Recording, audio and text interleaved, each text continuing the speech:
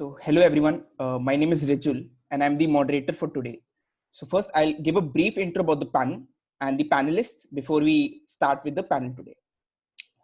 So, do you often find yourself binge watching Netflix or YouTube videos or checking your Facebook or Instagram likes again and again because of the way these products are made? Do you feel that you're going through the endless scroll of Instagram or other social media handles for that matter? So, in essence, do you feel your technology is controlling you instead of the other way around? So, with these thoughts, and I'm sure that a lot of you who are listening today can empathize with this. So with this thought, we have a couple of young, energetic thought leaders out here and innovators who are working in this area who will talk about the problems and solutions around tech design from their work in this area. And I'll briefly introduce the panelists here, and then we'll have a very engaging discussion. So first, I have Aayushi with me. She's a research intern at the Stanford Brainstorm Lab for Mental Health Innovation. So Aayushi, would you want to give a shout out to everyone who's listening to you? Yeah, I'm so happy to be here. Hi, everyone. I'm a high school senior from the Bay Area, and like Rijul said, an intern at Stanford Brainstorm. So I'll talk more about my work later, but welcome. Wonderful. So second, we have Aadhya. She was a software engineer at a tech company, and she's currently a product designer at Delhi Lab. Do you want to give a shout out to everyone, Aadhya? Hello, thank you so much for being here. Excited to talk to you guys. Perfect. We have Piyush. He's a third panelist for today. He's a disability activist and is currently pursuing Tech Leaders Fellowship at Flagship University in India. Piyush, a shout out to everyone who's listening to you. Hello everyone, looking forward to connect with all of you, and thanks for attending. Perfect. We have our last panelist who is Anca. So Anca is a digital designer and human-centered design fellow for Dartmouth College. Anca, a shout out to everyone. Hi everyone, nice to meet you all. Glad they're here. Perfect. So a couple of ground rules before we start. If you have any questions, please post in the chat window. We'll take it up in the second half of the section. So that's the ground rule that I wanted to lay out. And we're looking forward to have some good questions so that we can have some really good conversations in our panel here. So starting with the first part of the panel. So it's a question to all of you. And the question is that since most of you speak to the addictive nature of design, as well as the unintended consequences of some designs. So based on your experience of working in this area, could you briefly touch base on the problems and how are you addressing this in your own work? So I think we can start with Aayushi. Yeah, sure. So I'd actually like to start with a story. So I found out through a news article a couple months ago that there's this girl named Molly Russell in the UK, and this happened in 2012 or 2013. She was beginning to use Pinterest, but she used it to look for a lot of suicide and self-harm images. And at the time, Pinterest wasn't recommending any wellness alternatives to her, and instead was showing her the content she was deliberately searching for. So these Pinterest algorithms actually started emailing her images of suicide and self-harm directly to her inbox. And a couple months later, she ended up taking her own life, and then her family sued Pinterest and all of that because they ultimately motivated or encouraged her suicide, if not, So that's what happened. So and a lot of this has happened in the past, and then what tech companies are beginning to realize now is that their algorithms can have unintended consequences, and they need to be accounted for in the design of these algorithms alone. So then at Brainstorm, what we've done is created a compassionate search feature on Pinterest. And what that does is now when people search up things that could be related to self-harm or depression, for example, they'd be offered more helpful alternatives. So they'd be given mental health or well-being activities that they can complete in 2 to 4 minutes that can help steer them away from taking a really severe action at that moment. So it's small things like these, and like thinking about the unintended consequences of algorithms, and especially on social media platforms, is really important now. Wow, that was definitely a very shocking example, and good to see that that they've added that compassionate feature. So thank you for that, Aayushi. Aadhya, would you want to talk about your experience, the problems, and how are you addressing this in your work? Yeah, for sure. Um, yeah, that definitely was a really impactful example, and I feel like that kind of reminds me of like the fact that like problems do exist, and there's like different ways that everybody like uses the same products, and why it's really important to design for like keeping all of those things in mind. The reason I got involved with tech life balance was I had actually applied for a grant with LookUp Live last year, and after winning it, we were trying to combat the habitual usage of social media. So I don't know if this happens with you guys, but like a lot of people from our research we came to know, and happens to me all the time, is you're like on your phone trying to send an email, and then all of a sudden you're on Instagram without actually thinking about it. And so we were trying to combat the like habitual, like unconscious use of all of these, and that is one of the like fallbacks of such like technology essentially. And that's how I got involved into the whole process. And the more I like researched on this to make our application more successful, the more I started noticing how terrible it was. As well as like every time I now design, I'm thinking about like with my so I'm majoring in engineering and human-centered design. So I'm trying to, any product that I make or any application I'm making, I'm trying to see how it affects not only the specific user group I'm trying to aim at, but all of the terrible things that can happen with it. Perfect. So that's like a key message to remember and take away. See how it affects the user. So I think that's something that we need to remember. All the designers also listening out is something that we need to remember. So Anca, would you like to add from your own experience? And I saw you nodding a lot in the last question. Yeah. Yeah, sure. I think one of the main problems is that the way social media apps are designed, they directly tap into how our brains are wired to function. And so the reason why I know this is because I studied cognitive science at Dartmouth College, where basically I studied how the brain works and wrote a paper detailing exactly what parts of the brain are hooked to digital technology. And so in my work, I aim to expose that our devices are so addictive because they provide infinite information about the world and about social stimuli, such as our friends and others. And that's how they trap our attention. And so we get addicted to the positive rewards that are baked into the design and hijack our brain's response to dopamine. And so the paper that I wrote serves primarily as a starting point for anyone who wants to learn about how the brain works when we interact with these tech products. And overall, there's this huge connection between neuroscience and user experience design, and I hope more researchers will be paying attention to how our brains are affected by these addictive apps. Mm-hmm. From your experience, Anca, could you also give us an example that would be helpful of taking Sure. Yeah. So I think basically because a lot of social media apps have this infinite scrolling feature, you can get hooked into this loop of infinite information overload. And so our brains are wired to seek that information all the time because we want to get familiar with our environment and learn more about others and how they might be influencing our own lives. And so this becomes such an easy way to access this infinite information and just simply get lost in it. Mm-hmm.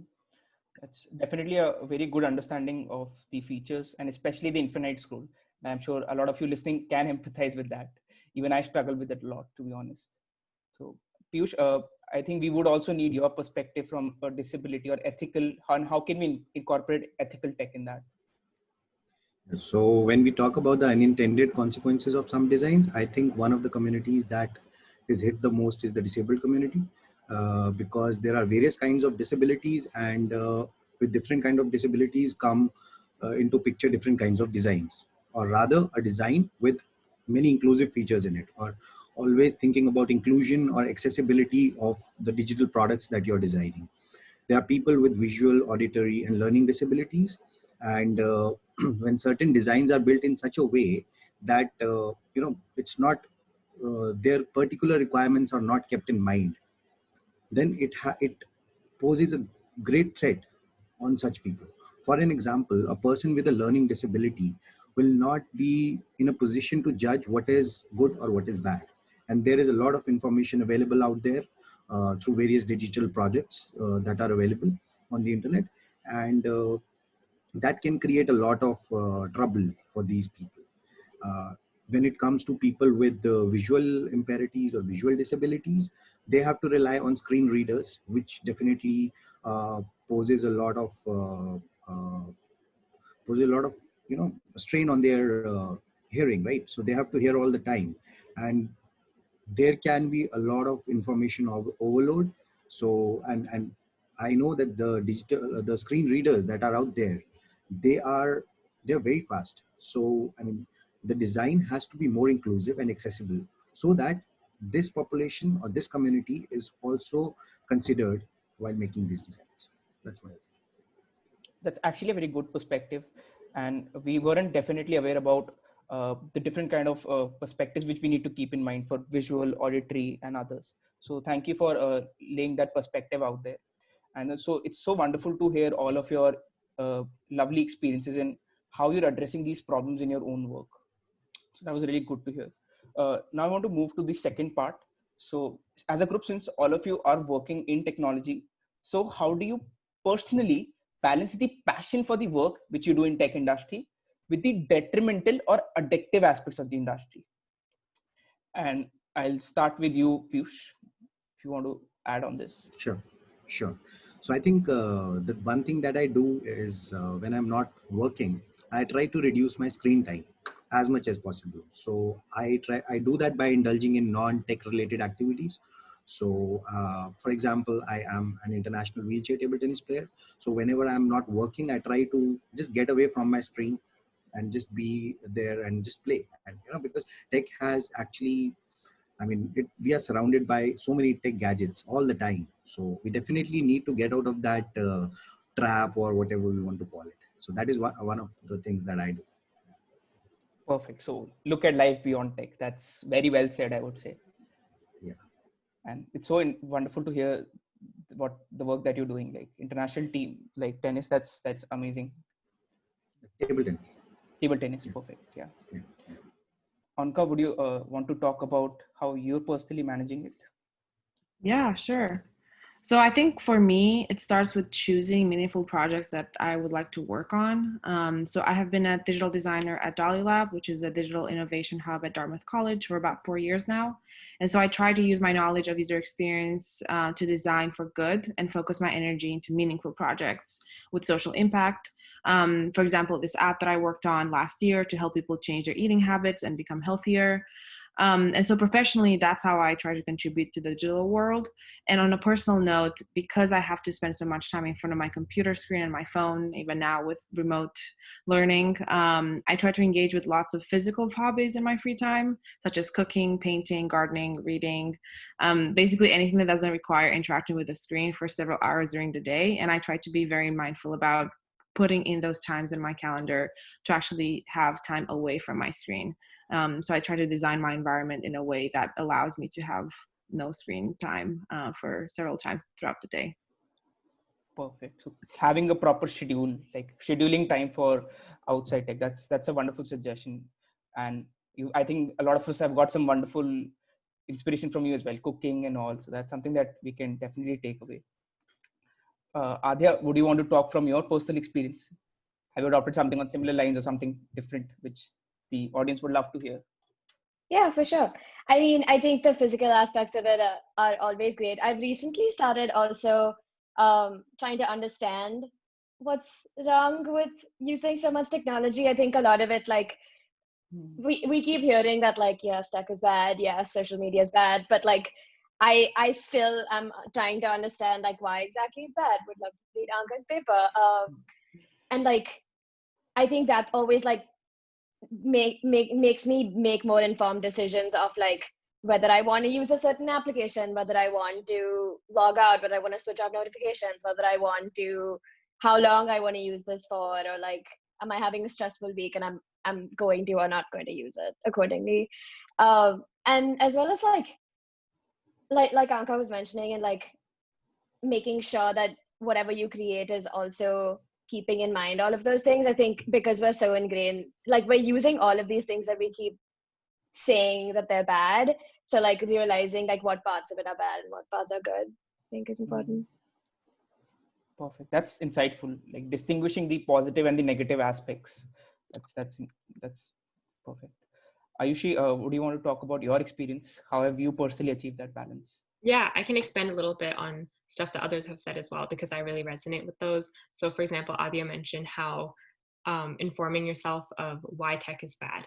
I think knowledge is power in this scenario. If you know how technology could be manipulating you, if you're at least self-aware of that, you're less likely to kind of fall into that trap. So I like to read a lot of news articles or watch various films or TV shows, for example, The Social Dilemma, about things that relate to tech and well-being, even tech and healthcare, tech and politics, things like that. So we're all aware of the impact, both positive and negative, that tech can have on our lives. Also, I think Anca mentioned something about how tech, sorry, I forgot where I was going. Fueling the tech, yeah.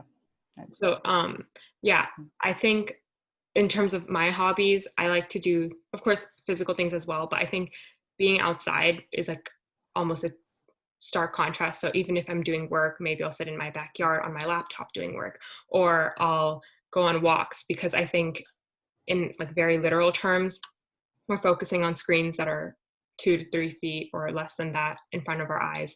But when you're outside, you're looking and interacting with things that are much further away from you. So on a very like literal level, it's a lot more freeing to be outside. So I think that's one piece of advice I'd have. That's wonderful. And I think Aayushi also mentioned knowledge is power. So that's why it's important we're here in this panel, listening to different thought leaders who adopted some very different steps. So there's a lot of inspiration to take out from all of our wonderful panelists here. So coming to the last question before we open it up to the audience for their Q&A. So it is said that the power of changing tech distraction lies with a few thousand designers in Silicon Valley. So to all the potential or existing designers out there, what is one piece of advice you would give in ethical tech from your experience and from your work? And Aayushi, I would start from you. Yeah, okay. So I think one piece of advice is whatever you build, make sure you do no harm and your intentions are to do good.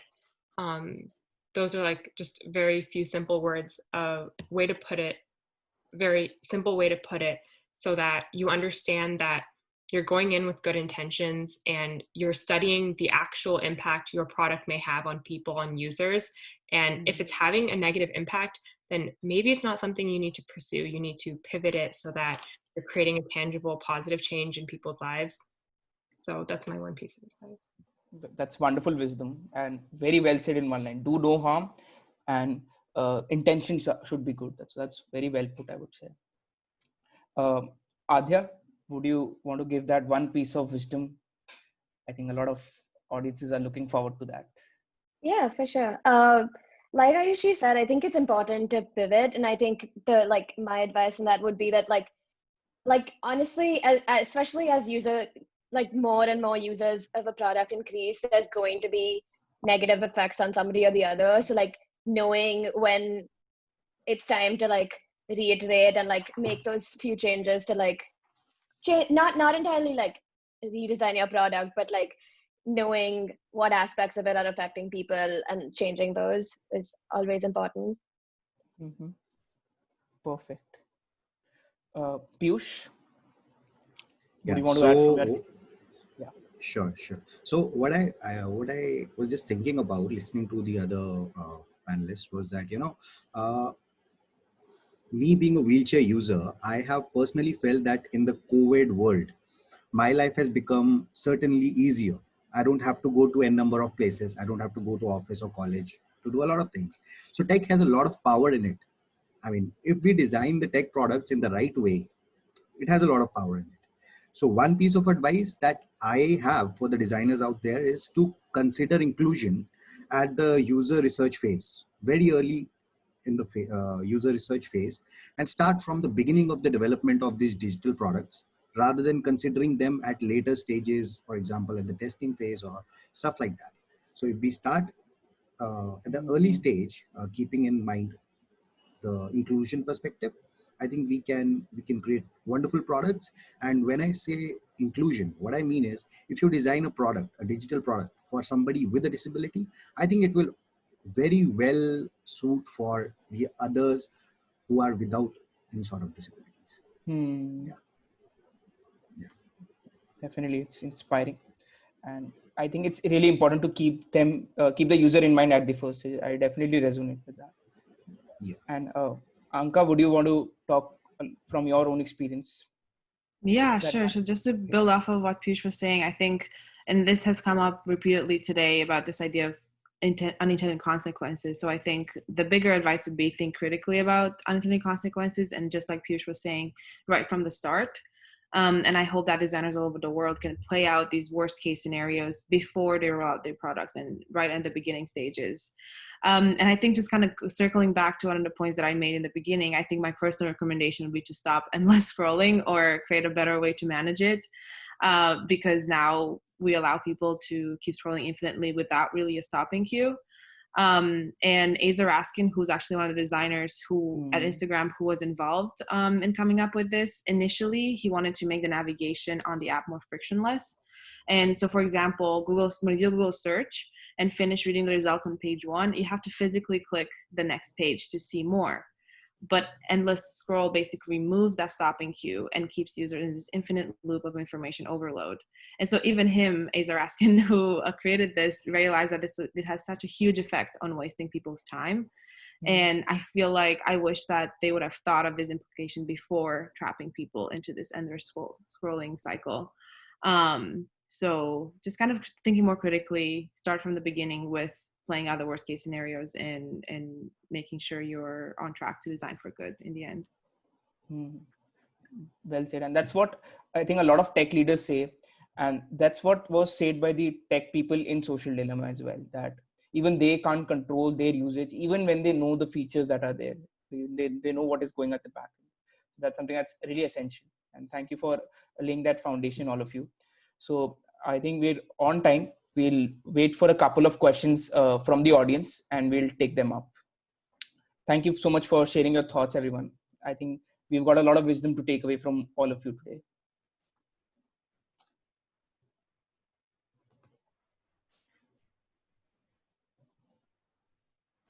So we have our first question.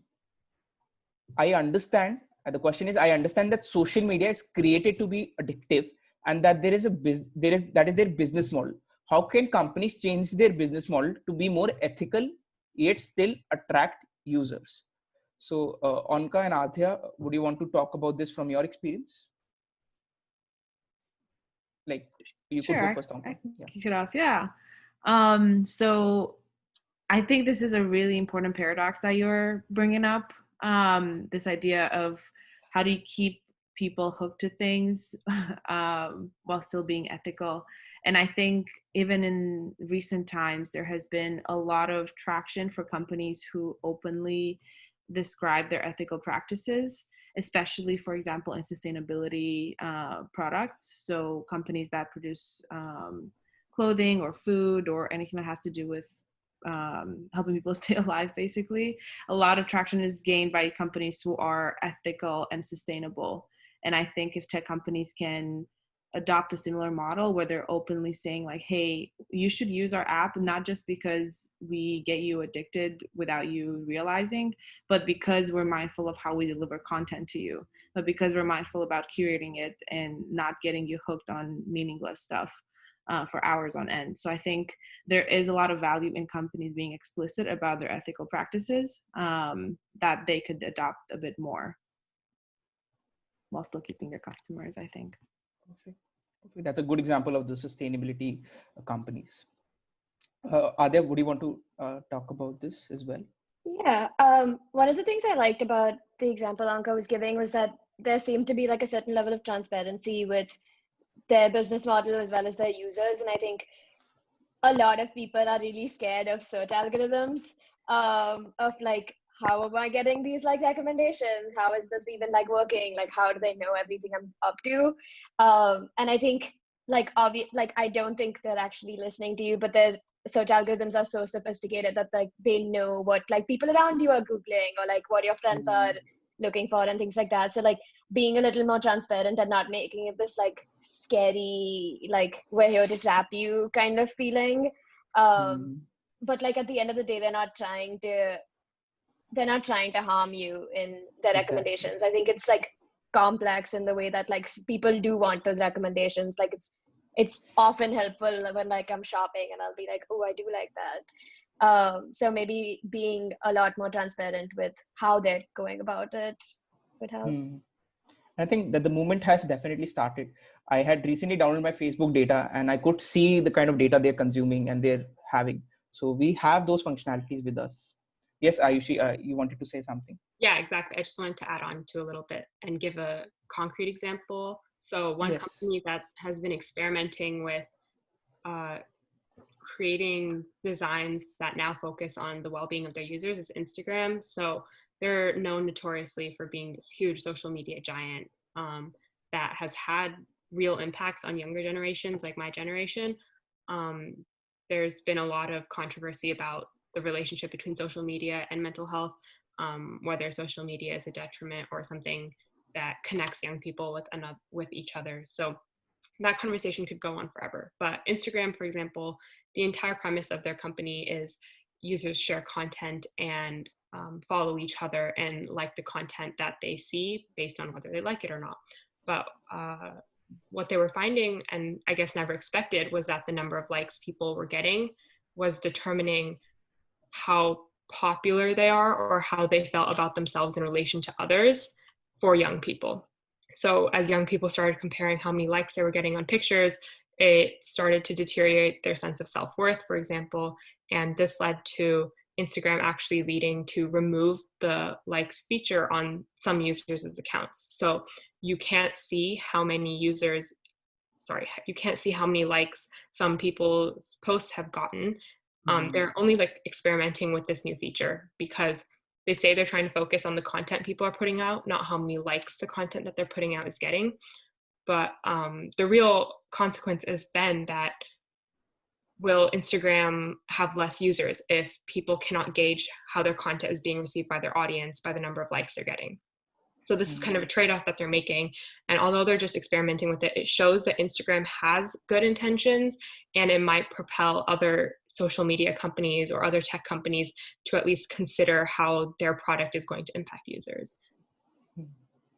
I think Instagram and Facebook had experimented that in Australia and US as far as I know. So that was a very good example, an apt example for this.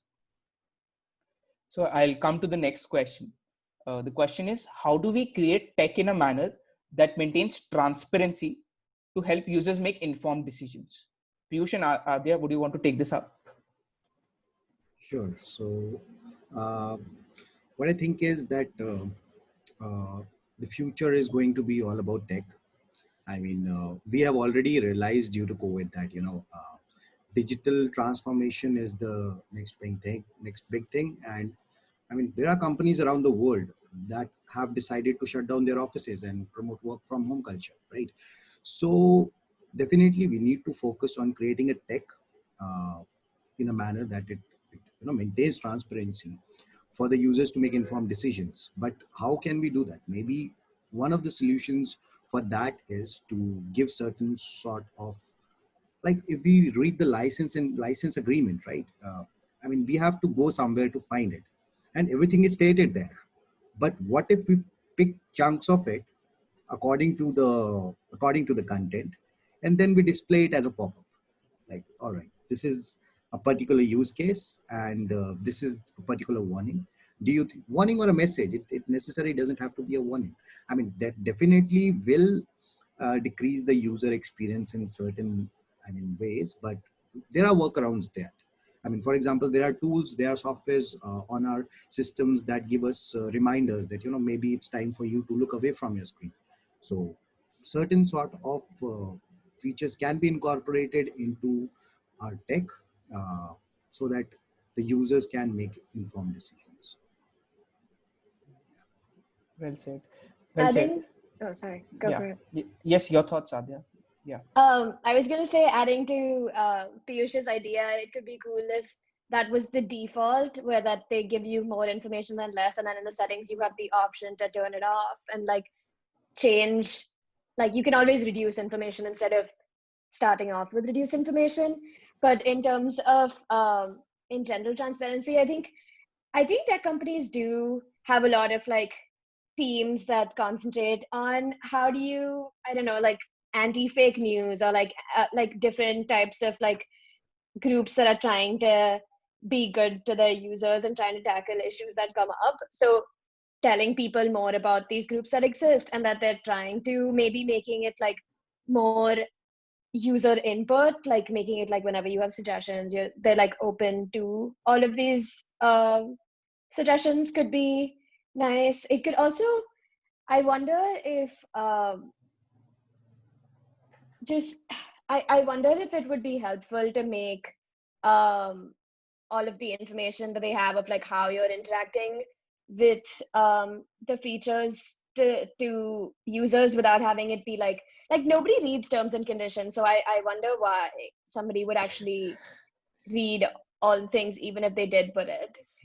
And it's so long. If you guys have ideas with a lot on of that. jargon.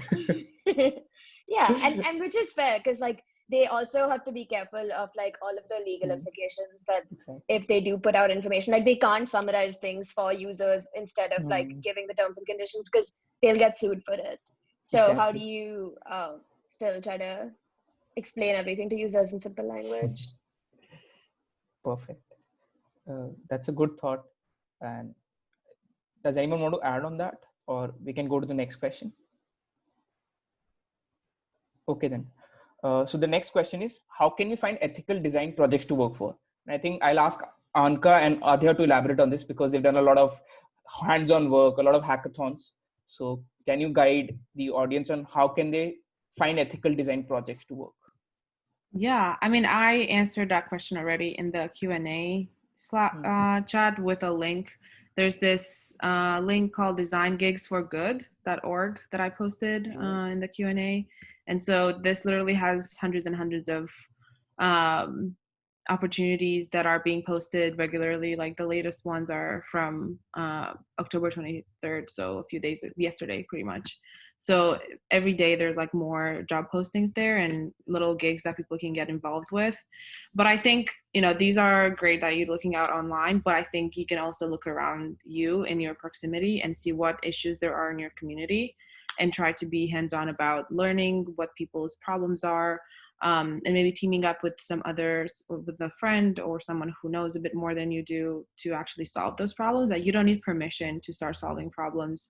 You can literally start right where you are and make an impact in your local community. I think that's, people sometimes miss that. We always go after the shiny jobs at other big companies or stuff like that, or corporate jobs, but sometimes the best impact we can make is right next to us.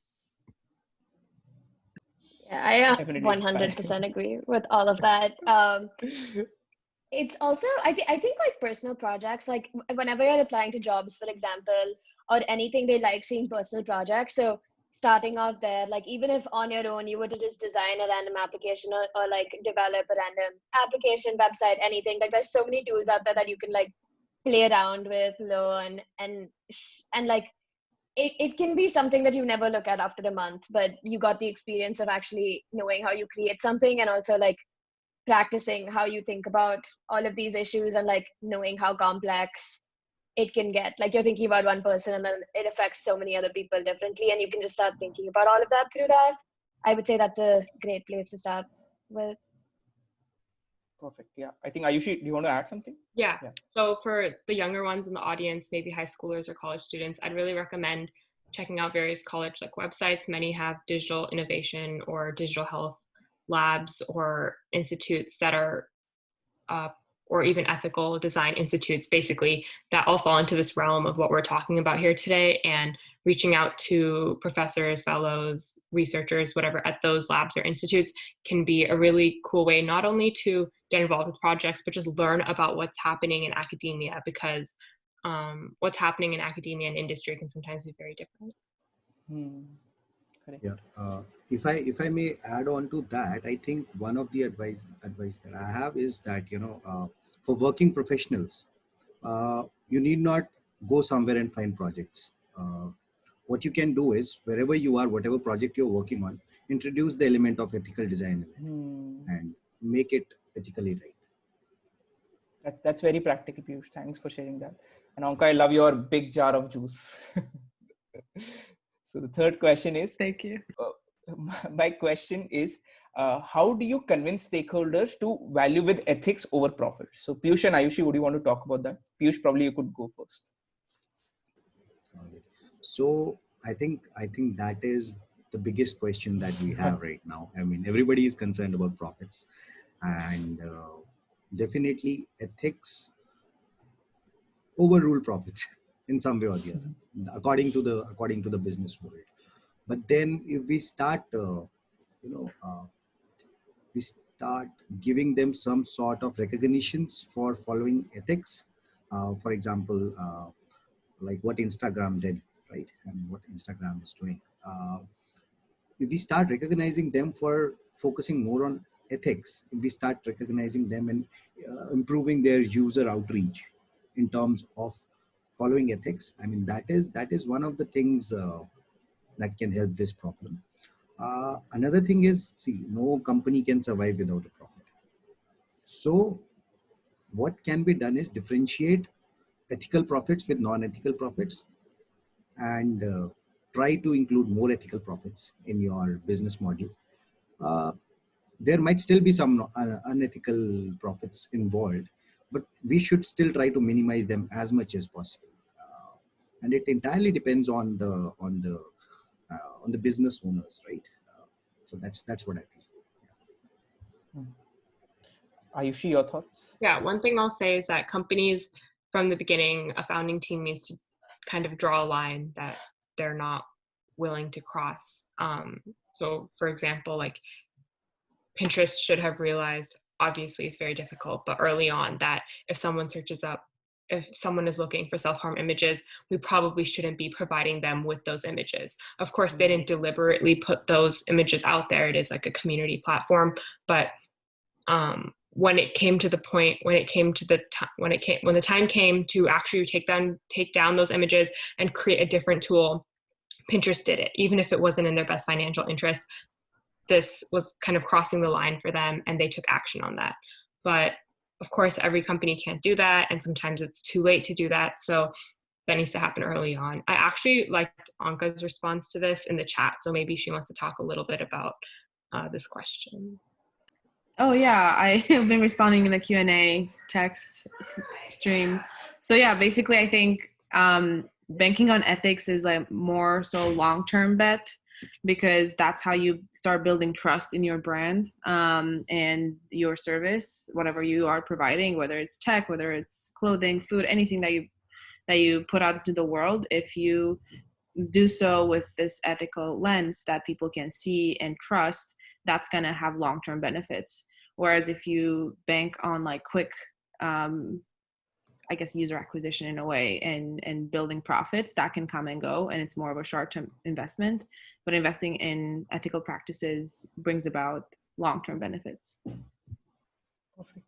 And it's good to see that you've answered all of the questions in the Q&A itself. So last question, and we'll take it very quickly. So internet should be designed with psychologists or neuroscientists. Would any one person want to take it up before we close the panel? Anyone? Aadhya, you should go, probably. You're smiling. I was gonna say Anca would be good at this. Go for it.